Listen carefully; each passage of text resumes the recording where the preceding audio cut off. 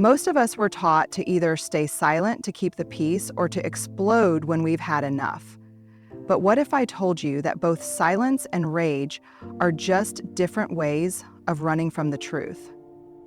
I remember sitting across from someone I loved deeply, feeling this knot in my throat, words rising, pressing, begging to be spoken, but I swallowed them again, like I always did.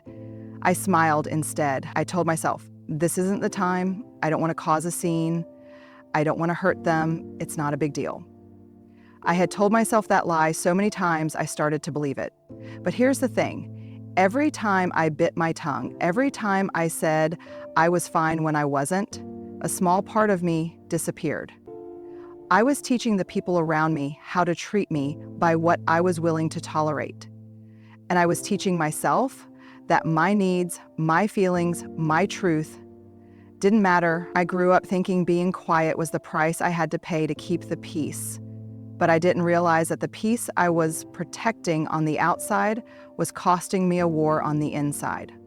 And that war, it leaks. It leaks into your body. It shows up in anxiety, in sleepless nights, in a constant feeling that you're on edge, waiting to explode, but afraid of what might happen if you do. The body keeps score. That's not just a poetic line. It's neuroscience.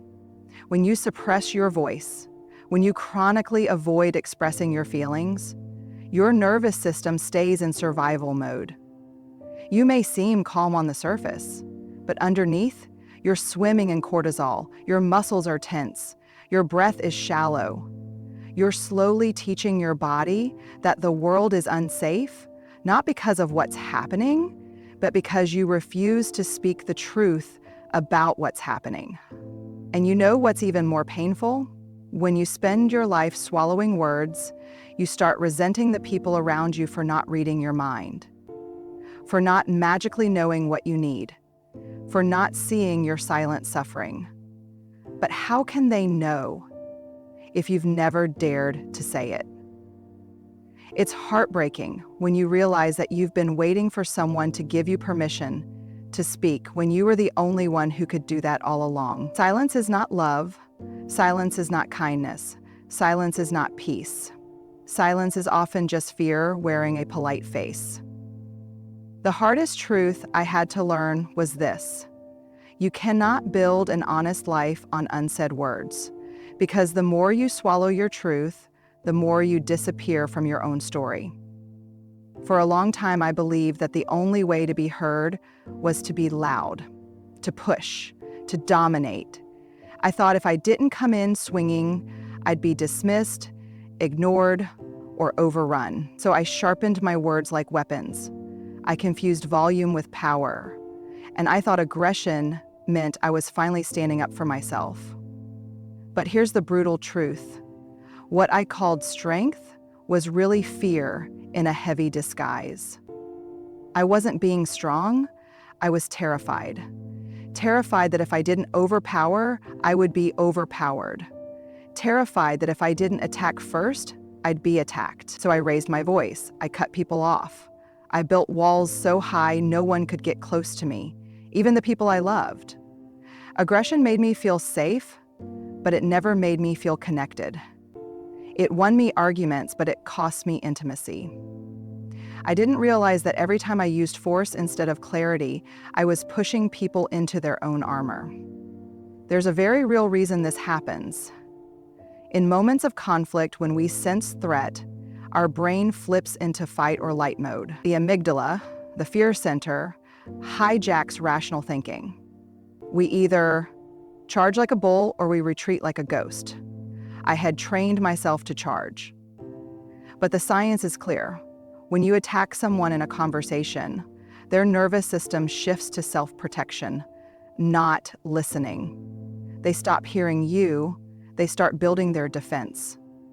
And suddenly the goal isn't to resolve the conflict, it's to survive it. And I was caught in this cycle. I would explode, then feel guilty for hurting someone, then retreat in shame, and then go quiet all over again. I wasn't communicating. I was swinging between extremes. Silence, aggression. Silence, aggression. Over and over. It took me years to understand that true strength isn't about being the loudest in the room. It's about being able to say, I'm angry, but I don't have to crush you to express it. It's about realizing that I don't have to choose between exploding or disappearing. There's another way. Assertive communication isn't about overpowering. It's about standing firm in your truth while still honoring someone else's humanity. It's about being steady, not spiky. It's about being clear, not cruel. I used to think control was power. Now I know that clarity is power. Saying what you mean without punishing someone for not already speaking your boundaries without building a fortress. The moment I stopped mistaking aggression for strength was the moment I actually started feeling strong. Because I wasn't hiding behind anger anymore.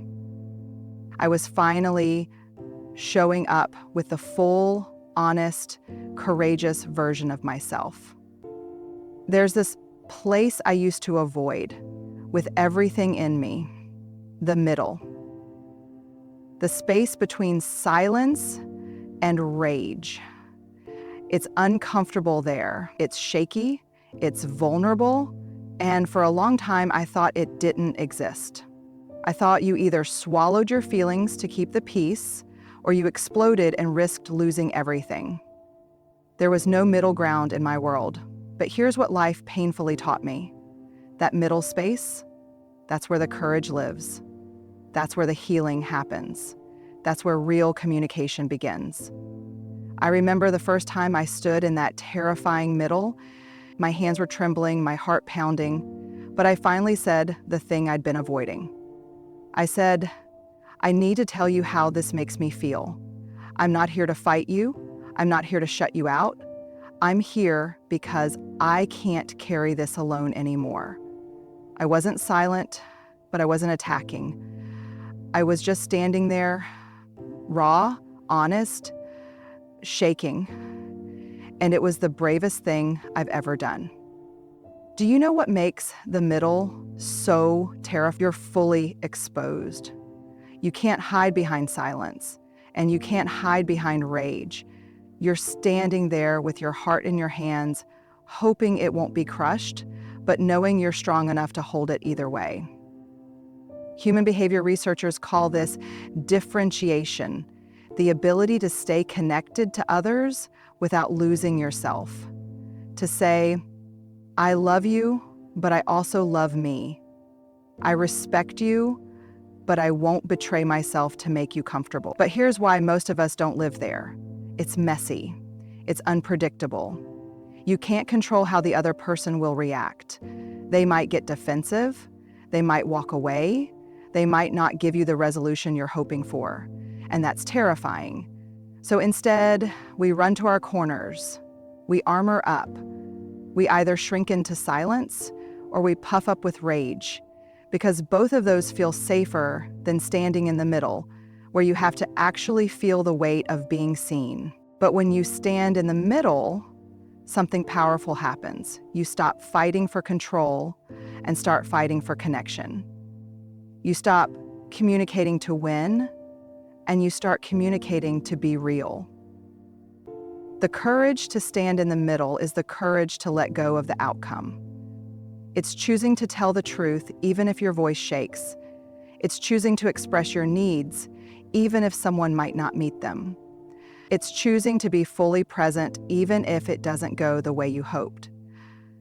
I've learned that real peace isn't found in silence, and it isn't forced through rage. Real peace is found when you stand in the messy, uncomfortable middle and say, here I am. This is what's true for me. I'm not here to destroy you, and I'm not here to abandon myself. That's the sacred ground of honest living. It's not easy, but it's where freedom breathes. For most of my life, I thought setting boundaries meant pushing people away.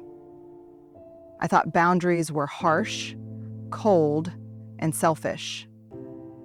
I believed that if I truly loved someone, I should stretch myself until it hurt. that I should bend, absorb, and tolerate until I was unrecognizable to myself. I thought the more I gave, the safer I'd be.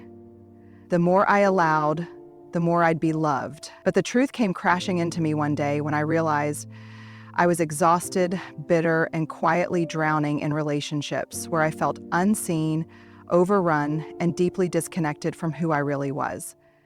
I had made myself endlessly available, endlessly forgiving, endlessly flexible, and still, I wasn't safe.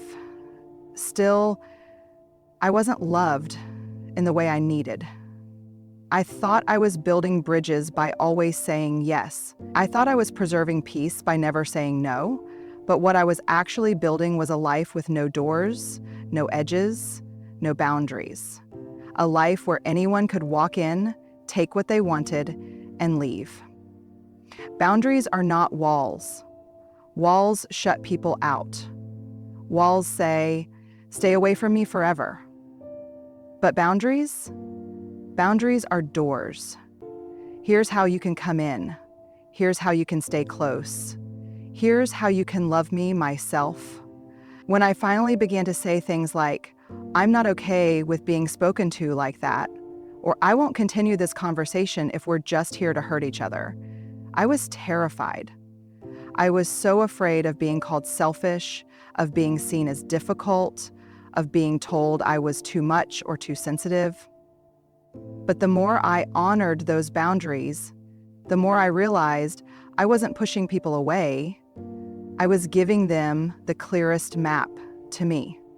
The people who love you, really love you, will not leave when you set a boundary. They might push back, they might not understand it at first, but the people who truly belong in your life will lean in, they'll learn, they'll grow with you. And the people who can only love the version of you who never says no, those people will drift. And you'll have to let them. Psychology teaches us that boundaries are the foundation of healthy, sustainable relationships. Without them, resentment builds like silent debt, and one day you will collapse under the weight of all the silent yeses you were never supposed to give.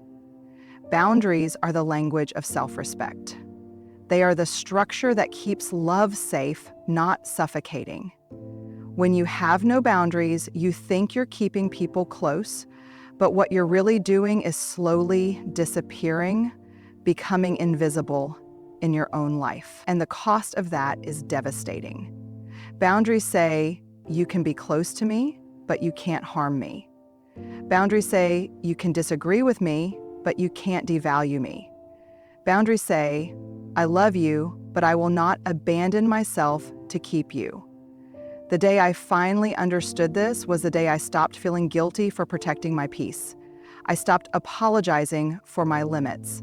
I stopped mistaking self-abandonment for love. The deep, soul-level truth, boundaries are not the end of connection. They are the beginning of honest connection. The kind that doesn't require you to shrink, break, or bleed just to belong. I spent so much of my life communicating to win, to prove a point, to come out on top. I would walk into conversations armed, ready to defend, ready to attack, ready to make sure I was heard, even if it meant the other person felt small. What I didn't realize was that I wasn't communicating for connection. I was communicating for control. I wanted to control how they saw me. I wanted to control how they responded.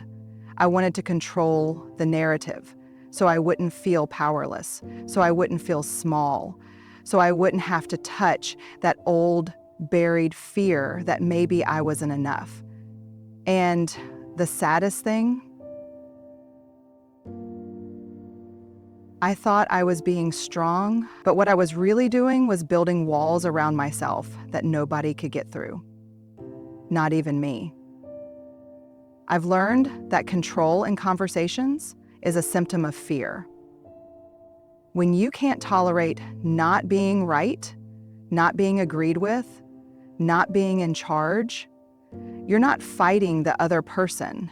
You're fighting the terrified part of yourself that believes if you lose this battle, you lose your worth. I remember sitting in a painful conversation where all I wanted to do was snap back, defend myself, tell the other person why they were wrong. I could feel the heat rising in me. I wanted to interrupt. I wanted to fix. I wanted to steer the conversation in a way that protected me from feeling exposed. But in that moment, something inside me softened and whispered, "You're not here to win." And that changed everything. When we shift from control to connection, we stop speaking to overpower, we start speaking to be real. We ask questions like, "What's hurting you right now?" Or "Help me understand how you got there." We stop racing to respond and start listening to hear. We stop using words like weapons and start using them like bridges. Psychologists say that when we approach conversations with curiosity instead of control, we lower the defenses of the other person's nervous system. We invite them into safety, into vulnerability, into trust. People don't soften because you force them. They soften because you offer them a safe place to land. The problem is, most of us don't feel safe enough to offer that space. We're too busy protecting ourselves from being wrong, from being hurt, from being seen as weak. But the most courageous thing you can do is put down your need to win and pick up your desire to understand. Connection is not about agreeing on everything. It's about saying, even when we don't see this the same way, I will not dehumanize you. I will not weaponize my words against you. I will not disappear from myself just to make you comfortable. When you finally learn to communicate for connection, something profound happens. You stop needing to be right all the time. You stop needing to control how the story ends. You realize the power isn't in winning the argument. It's in preserving the relationship. It's in preserving your own integrity. And sometimes, even when the other person won't meet you there, even when the conversation stays hard or unfinished, you can walk away knowing you didn't abandon yourself or destroy someone else to make your point. You showed up with honesty, clarity, and compassion. The truth that changed me: control may make you feel safe, but connection is what makes you feel seen. And at the end of the day, most of us aren't really fighting to win. We're just fighting to be seen, to be heard, to be loved. And we've been using the wrong weapons all along. You don't have to keep choosing between silence or rage. There's a sacred middle. It's messy, it's brave, it's where peace lives. Assertive communication doesn't mean you'll always be heard, but it guarantees you'll always be seen by the most important person, yourself.